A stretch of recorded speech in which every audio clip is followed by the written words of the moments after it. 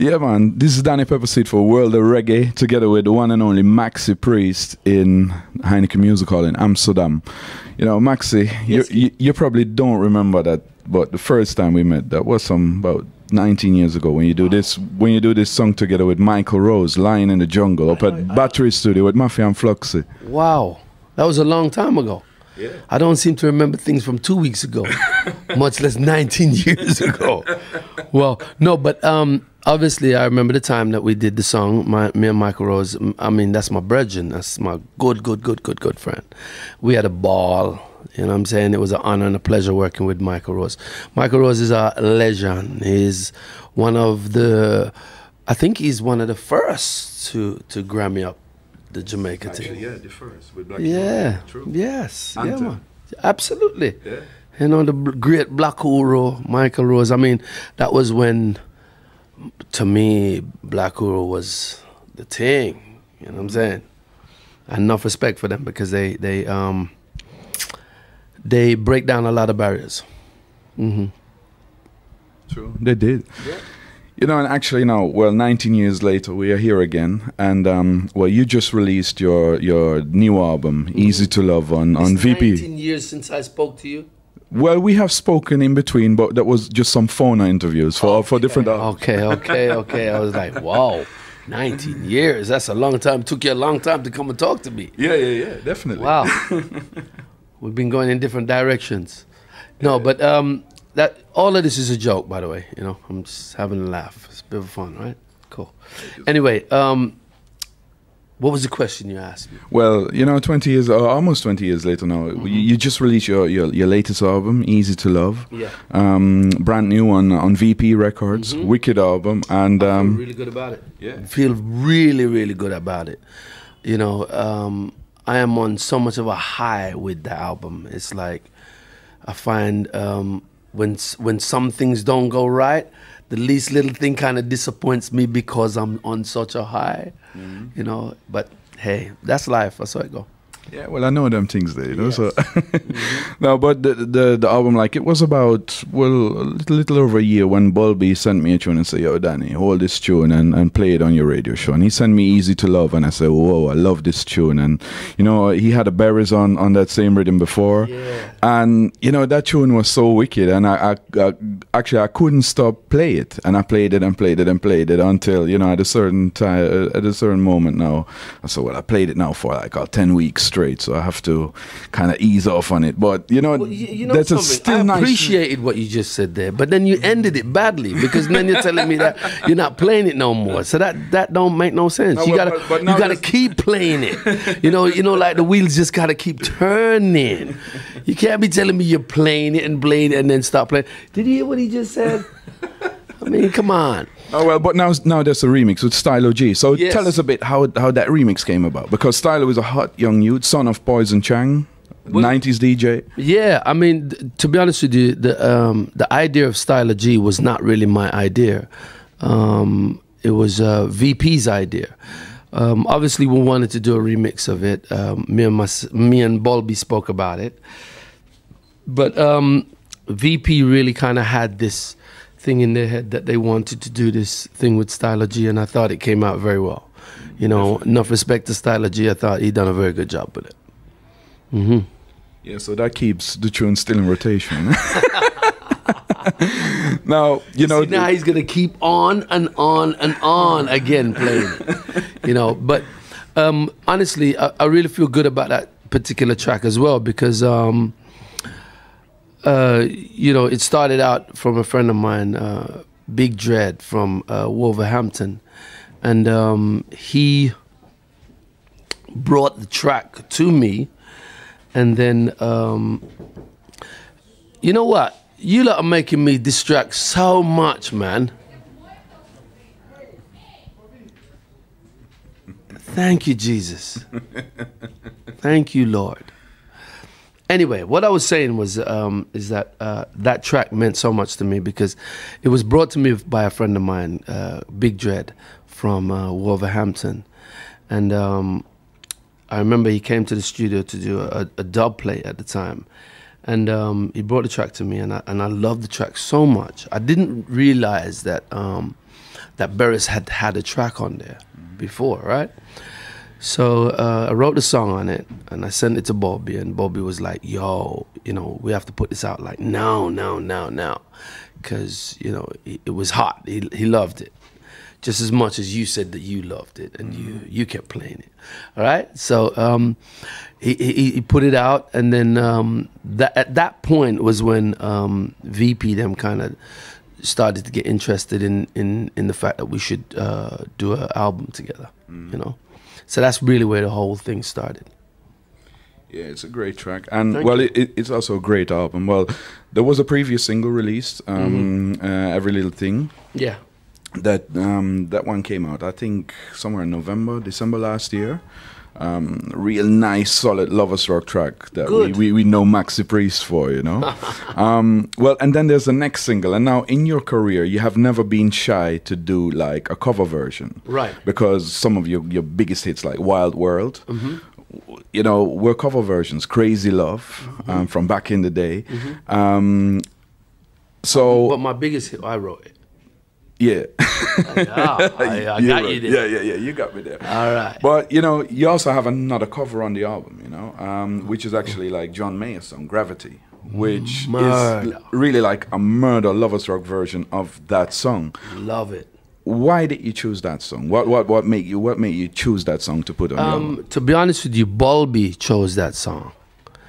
And I remember we was working through the album, and he brought the song to me, and immediately when I heard the song, I thought, "Whoa, this song is off the chain." I just loved it so much, and he suggested to me that, you know, we should do this song, and I took the song away. I learned what I needed to learn of it, and obviously when I cover a song, I like to claim it, you know, and feel like it's mine, digest it, make it mine, you know. And he built the rhythm track for it. When I heard the rhythm track for it, I was like, okay, we're sailing, we're moving, we're going in the right direction, you know. I feel really good, really good about it. Yeah, it's a very nice track. I really love to play that one as well on my radio show. So. He's gonna play on and on. Yes, for weeks now, you know, and. Well, there's so many great tracks. There's another track, one that you did live here tonight as well, called Holiday. Which was produced by the Red Boys. And the Red Boys now, they are not really known for being reggae producers, because they're more into the soca style. So how you got in touch with them, and how that Holiday track come about? Well, I mean, I did some work with them before with a show in Winchester as a duet. As you said, they do mostly soca music. But the point, I guess, what I'm trying to say is that, as you would know, you know, a lot of reggae music now is being made outside of Jamaica as well, which is to show an appreciation for reggae music and how, you know, reggae can evolve, you know what I'm saying, and also translate color, class, and race. You understand? And no matter which kind of people it is, everybody seems to have a love and a passion for reggae music. That's how we really got them to do this track.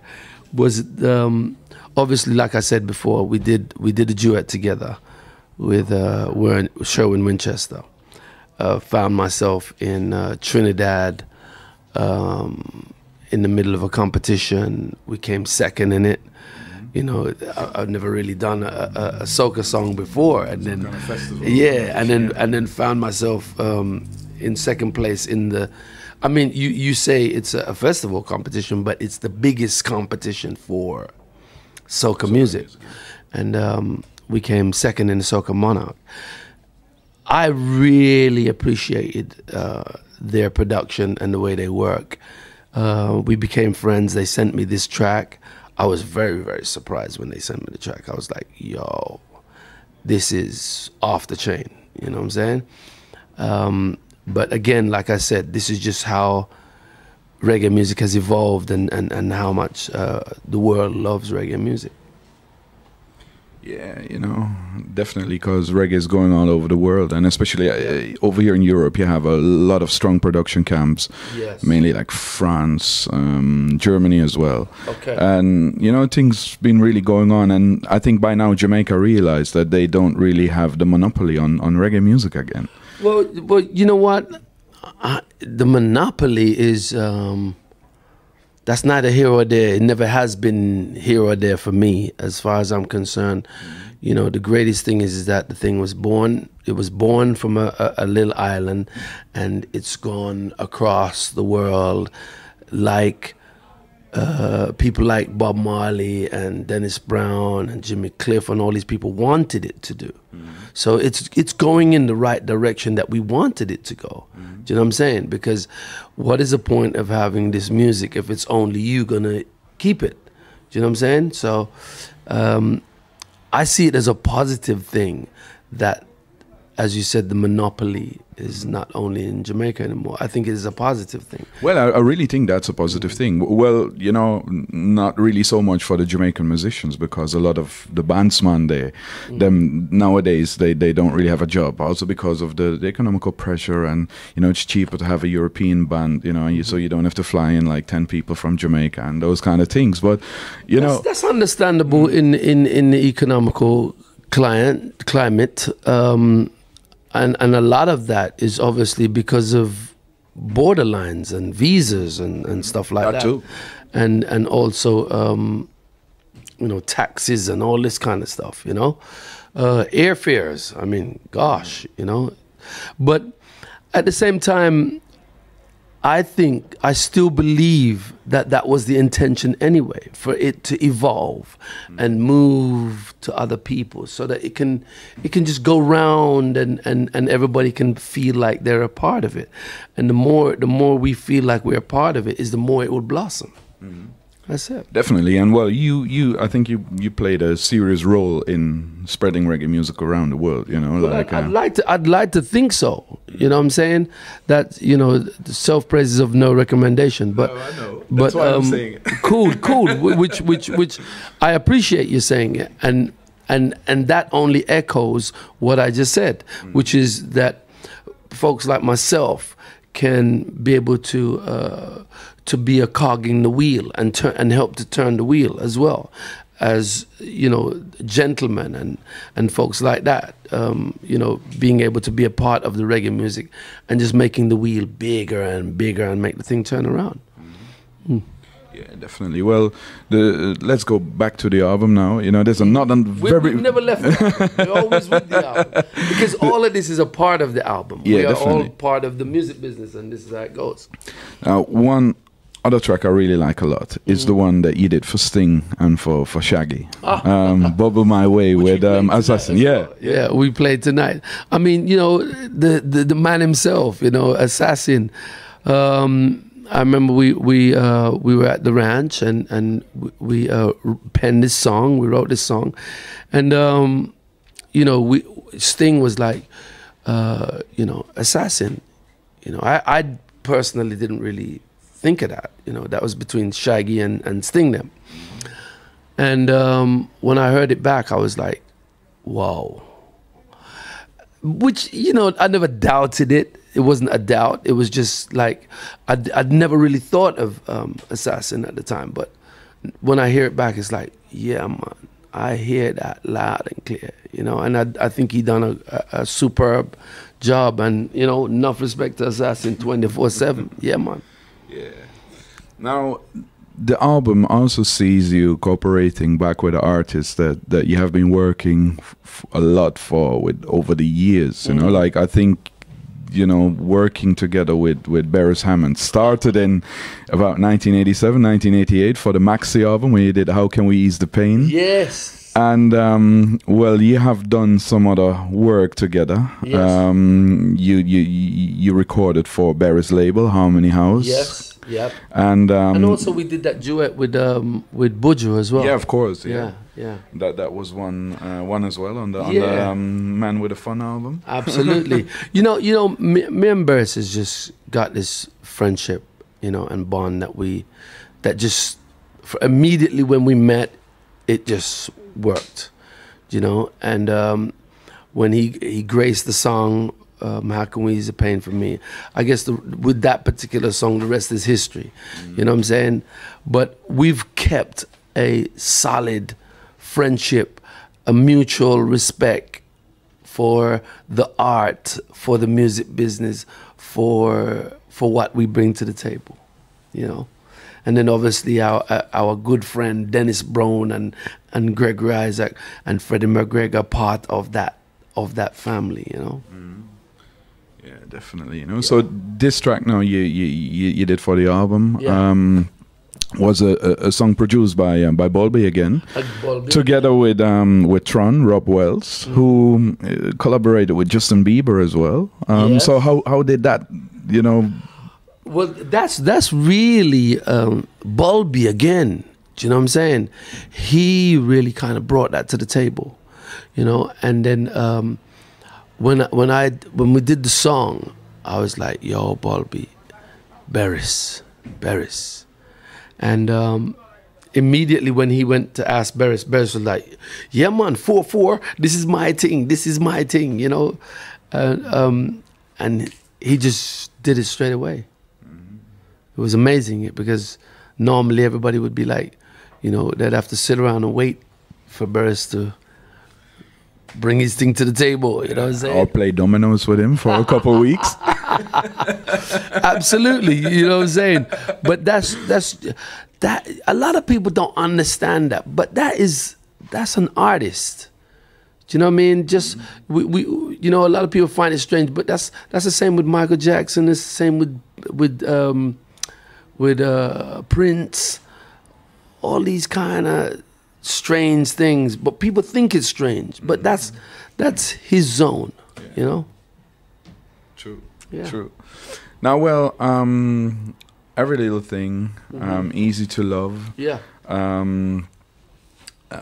Gravity, of course. Like those are all the singles from the album. Yeah. What's the next single from the album that you're going to push? Well, I think at the moment we're not really we haven't really decided on what we're gonna do next. At the moment we're on Gravity, okay, and I guess you just gotta push this thing as far as you can go, and then, you know, see what's next. Do you know what I'm saying? Obviously there's a few things in mind. The Beres Hammond for one, you know, but I guess sometimes you got to kind of, the album's out there at the moment. Let the people them kind of shout for what it is that they want. You know, that's a good thing. That's a good thing. And the album is solid. So, well, to me, it's one of the best albums so far this year. So, I was really happy to see another Maxi Priest album again, because it was a couple of years since an album was overdue. You know, that's true. But you know, they say quality and not quantity. Exactly. You know what I'm saying? I never really came into this business to do an album, to do 2 albums a year or anything like that.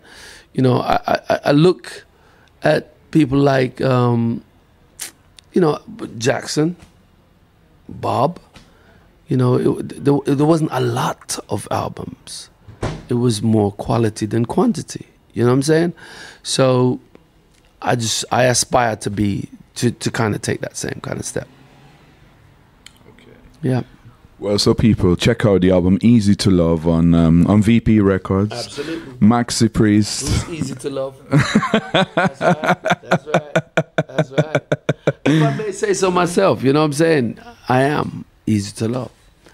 And that's my album, Easy to Love. Yeah. All right, Maxi, thanks a lot for the time, you know? Respect, yes, sir. All right. Peace. Yes, Danny Pepperseed for World of Reggae at Heineken Music Hall.